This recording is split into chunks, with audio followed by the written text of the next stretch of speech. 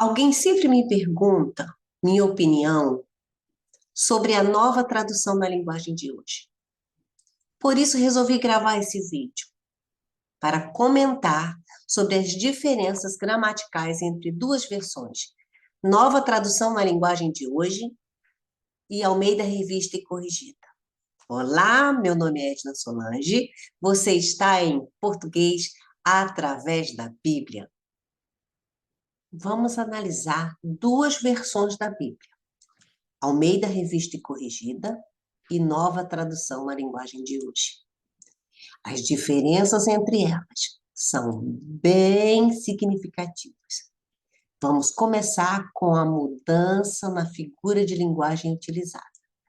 As figuras de linguagem são recursos utilizados na fala ou na escrita para tornar mais profunda a mensagem transmitida.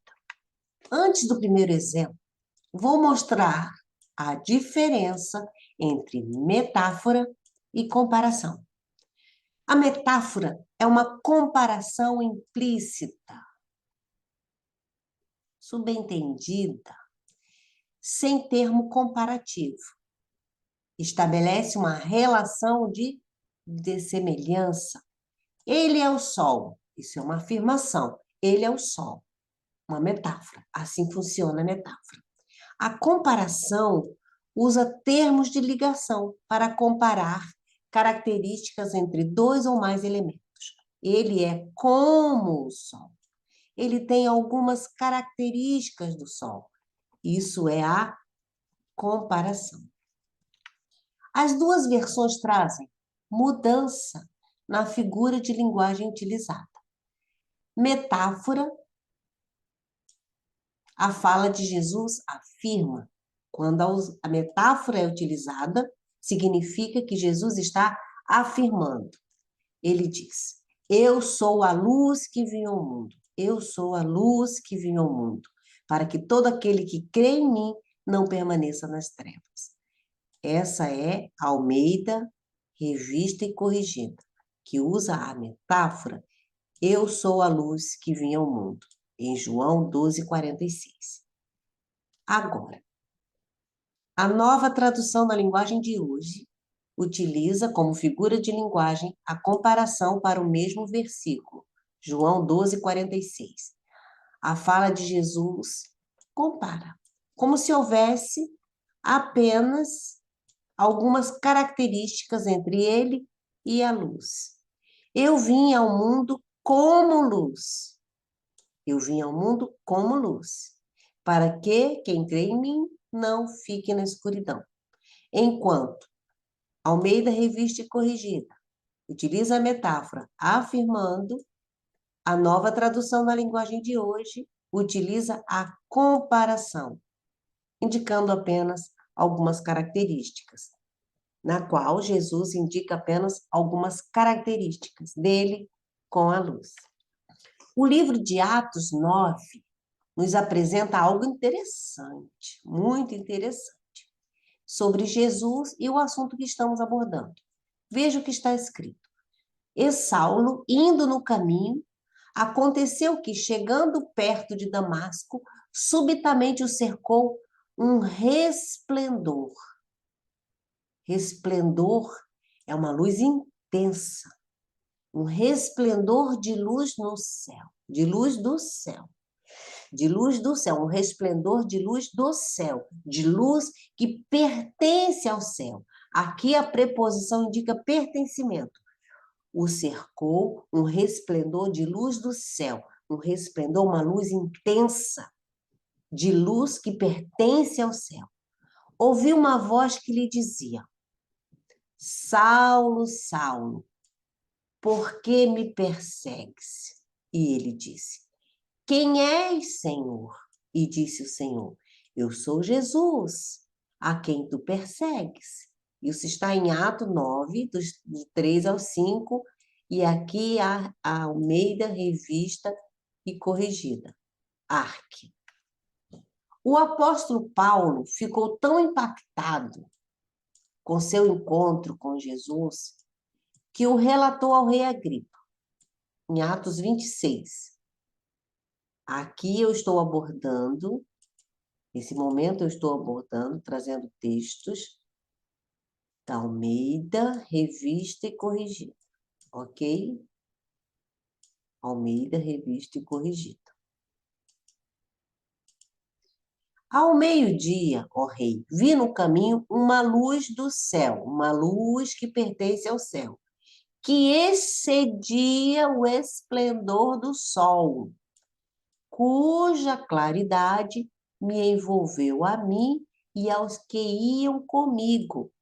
Ouvi, relato do apóstolo Paulo, ouvi uma voz que me falava, e em língua hebraica dizia: Saulo, Saulo, por que me persegues? Atos 26, 13 e 14. Assim, nestes textos, vemos a comparação, a comprovação maravilhosa de que Jesus é a luz que veio ao mundo e que brilha mais do que o sol ao meio-dia. Ele brilha mais do que o sol ao meio-dia. Não se trata apenas de uma comparação, mas de fato ele é a luz gloriosa que ilumina a escuridão. Ele é a luz gloriosa que ilumina a escuridão. É o que diz João 12:46. Ele diz, Jesus diz, eu sou a luz. Ele afirma. O tópico 2 é sobre a mudança na voz verbal utilizada. Vamos observar o seguinte: a ação que o verbo expressa pode ocorrer de 3 formas: na voz ativa, na voz passiva e na voz reflexiva. Na voz ativa, o sujeito pratica a ação. Deus ofereceu a Cristo. Voz ativa. Na voz passiva, o sujeito sofre a ação. Cristo foi oferecido por Deus. Na voz reflexiva, sujeito pratica e recebe e sofre a ação sobre si mesmo. Cristo se ofereceu a si mesmo. Cristo se ofereceu a si mesmo. Mudança na voz verbal utilizada. Vamos ver o que acontece nas duas versões? Na voz reflexiva, é o que diz arque.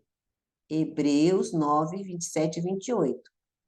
Almeida, Revista e Corrigida, utiliza a voz reflexiva. Como eu expliquei, o sujeito sofre, ele pratica e sofre a ação. E como aos homens está ordenado morrerem uma vez, vindo depois disso o juízo, assim também Cristo, oferecendo-se uma vez. Temos a voz reflexiva. Para tirar os pecados de muitos, aparecerá segunda vez, sem pecado, aos que o esperam para a salvação. Oferecendo-se uma vez. Sujeito, aqui o sujeito, nessa expressão, oferecendo-se uma vez, o sujeito pratica e sofre a ação. Na voz passiva, é o que fez a nova tradução na linguagem de hoje, como traduziu a NTLH, em que o sujeito sofre a ação.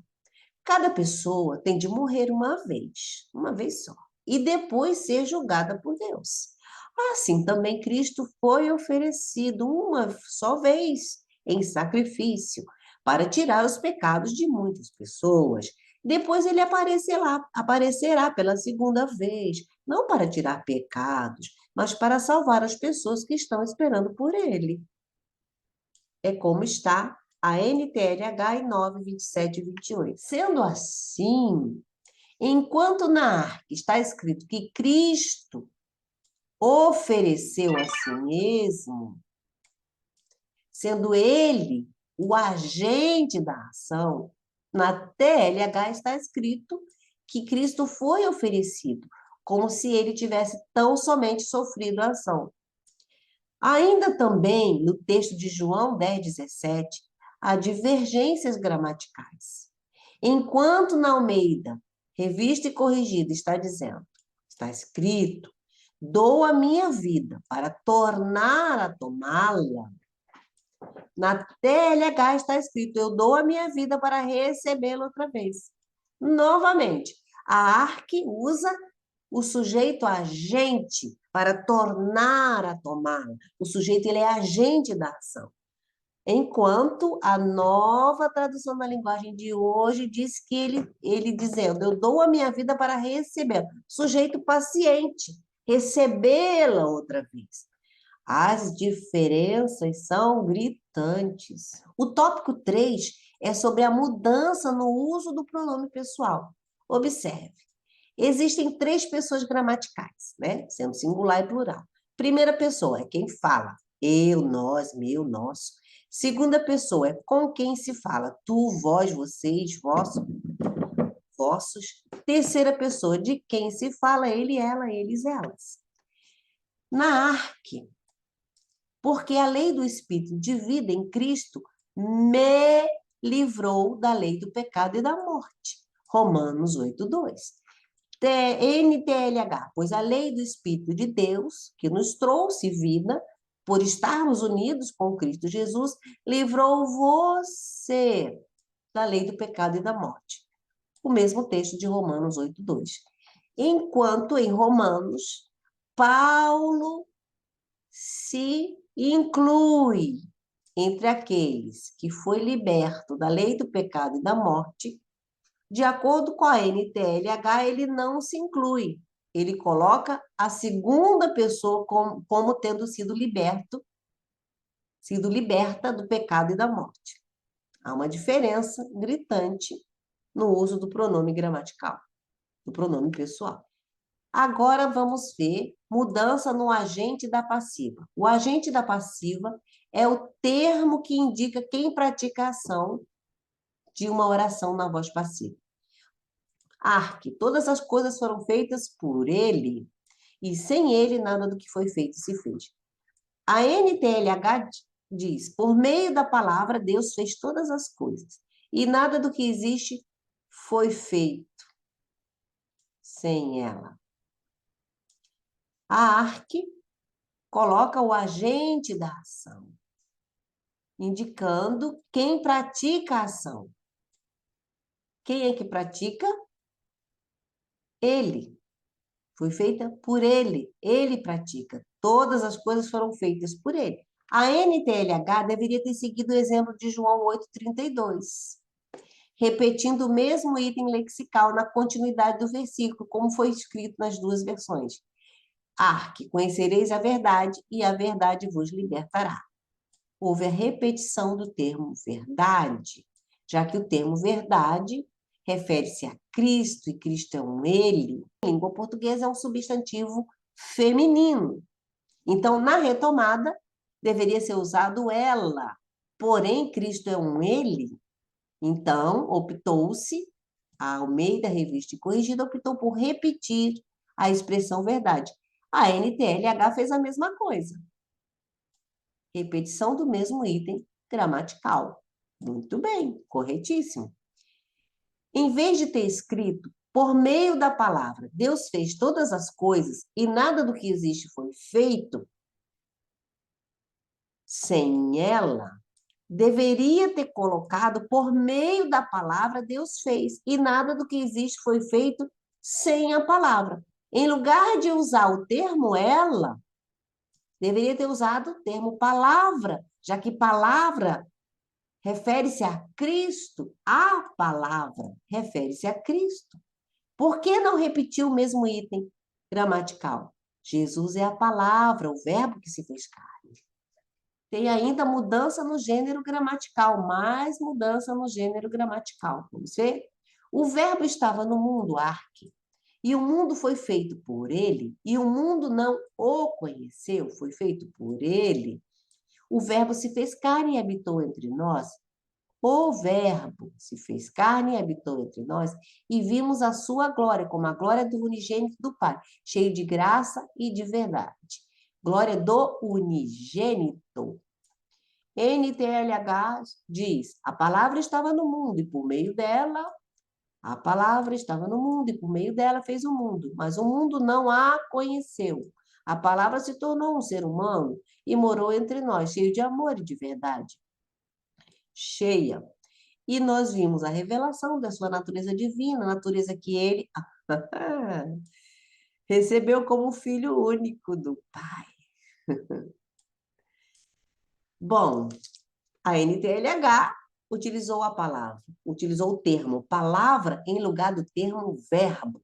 Então, consequentemente, veio fazendo a concordância com o gênero feminino, palavra dela, a cheia.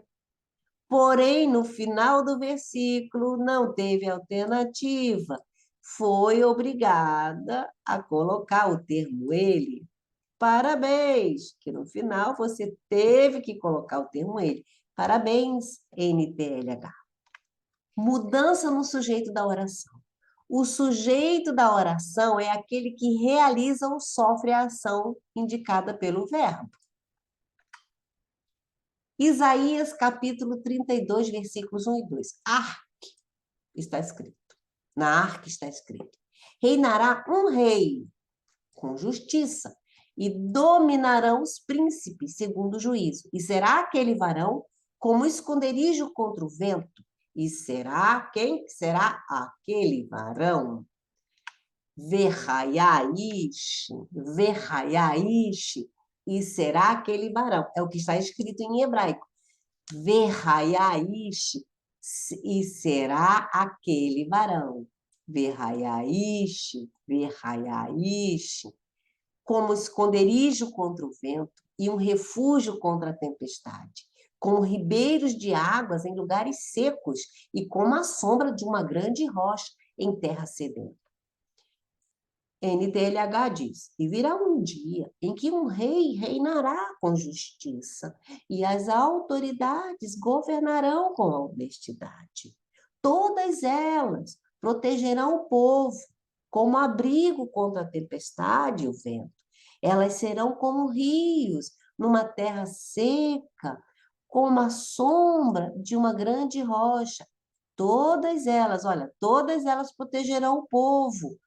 Elas serão como... Elas quem? Eles estão falando das autoridades.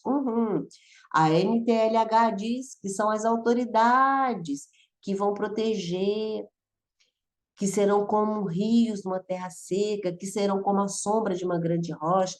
Porém, na arca está escrito que será aquele varão, Verraiaish. Ele sim será como um esconderijo contra o vento, um refúgio contra a tempestade.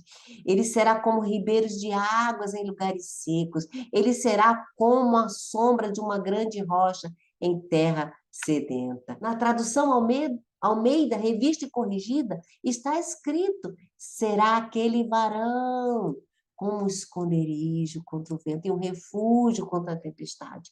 Enquanto na nova tradução da linguagem de hoje diz, todas elas protegerão o povo contra abrigo, contra a tempestade, como abrigo contra a tempestade. A NTLH diz que as autoridades são os seres a quem se compara como abrigo contra a tempestade. Elas são como a sombra de uma grande rocha no deserto. Uau! Que autoridades poderosas são essas? Só que não. No entanto, estão cometendo um grande equívoco, pois aquele varão, Jesus Cristo, é o ser a quem se refere o profeta messiânico Isaías. O Salmo 32, 7, as duas versões concordam que o Senhor é o lugar de refúgio e não as autoridades. Arque está escrito, na arca está escrito, tu és o lugar em que me escondo. A NTLH diz, tu és o meu esconderijo e livras da aflição. Há muitos outros textos para serem analisados. Se você gostou, deixe seu like e compartilhe este vídeo.